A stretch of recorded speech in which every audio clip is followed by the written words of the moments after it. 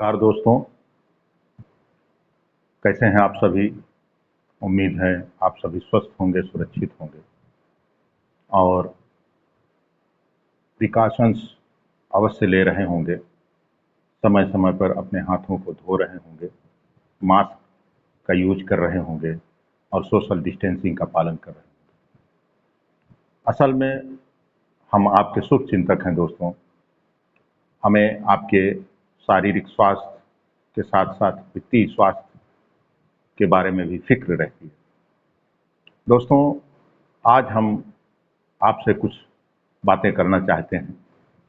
क्या आपने short term के वित्तीय उद्देश्यों के बारे में कुछ प्लानिंग की है, या यूं कहें कि क्या आपने इमरजेंसी फंड को क्रिएट किया है? यदि नहीं तो आज से, अभी से यह सोचें और एक इमरजेंसी फंड अवश्य क्रिएट करें। दोस्तों, इमरजेंसी फंड हमेशा हमारे लिए लाभकारी होते हैं। हमारे लाइफ में, हमारे परिवार के सदस्यों के लाइफ में कभी भी किसी भी प्रकार की इमरजेंसी आ सकती है। इमरजेंसी ना आए इससे अच्छी कोई बात नहीं है, किंतु हम लोगों को दोस्तों वर्स्ट केस सिनेरियो के लिए हमेशा तैयार रहना चाहिए। यदि हमारे लाइफ में बुरी घटनाएं नहीं घटती तो कोई बात नहीं है, बहुत अच्छी बात है। यदि हमारे लाइफ में किसी प्रकार की बुरी घटनाएं घटती हैं तो उन्हें फेस करने के लिए हमें हमेशा तैयार रहना चाहिए, विशेष तौर से वित्तीय रूप से और मानसिक रूप से। दोस्तों, यदि हमारे पास किसी भी सोर्स से इजी मनी रिसीव हो जाए, इजी मनी उसे कहा जाता है जिसको प्राप्त करने के लिए हमने कोई विशेष मेहनत न किया हो, गिफ्ट के रूप में, सर्वाइवल बेनिफिट के रूप में, शादी विवाह में वर पक्ष वधु पक्ष के तरफ से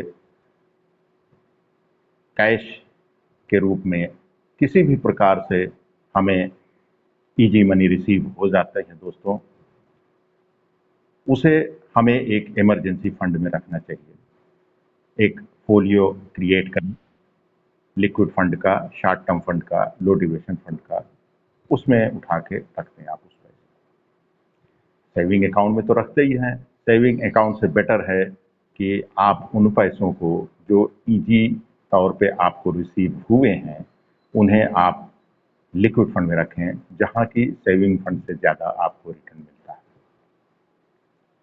और कभी भी आपको इमरजेंसी पड़े दोस्तों तो आप वहां से निकाल के उस इमरजेंसी पे खर्च करें। दोस्तों, साथ ही साथ हम यहाँ यह भी कहना चाहेंगे कि लोग परेशान रहते हैं अपने लंबी अवधि के उद्देश्यों के लिए, लंबी अवधि के उद्देश्यों के गोल फाइनेंशियल प्लानिंग के लिए। बहुत अच्छी बात है, करना ही चाहिए, क्योंकि भाई आज से करेंगे तभी आगे जा कर के कुछ हमें सफलता प्राप्त होगी लंबी समय के उद्देश्यों को प्राप्त करने में।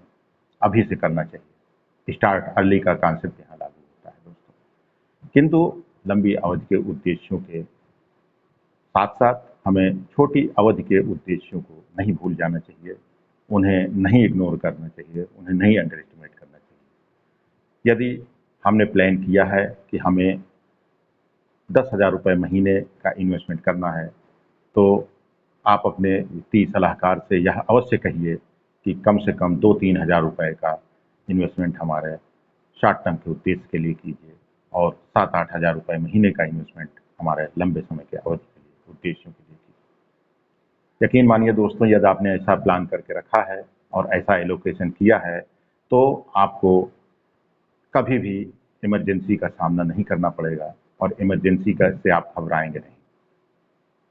दोस्तों, आप इमरजेंसी फंड अवश्य क्रिएट करें, उसमें थोड़ा थोड़ा कुछ न कुछ डालते रहें। आपको कहीं से एरिया रिसीव हो जाए, कहीं से सर्वाइवल बेनिफिट रिसीव हो जाए, कहीं से पॉलिसी की मैच्योरिटी रिसीव हो जाए, तो उन पैसे को आप उस इमरजेंसी फंड में डाल दीजिए, पड़ा रहने दीजिए। लिक्विड फंड में सेविंग अकाउंट से ज़्यादा इंटरेस्ट रिटर्न आता रहता है और वो अपना एप्रिशिएट होता रहता है, पड़ा रहता है।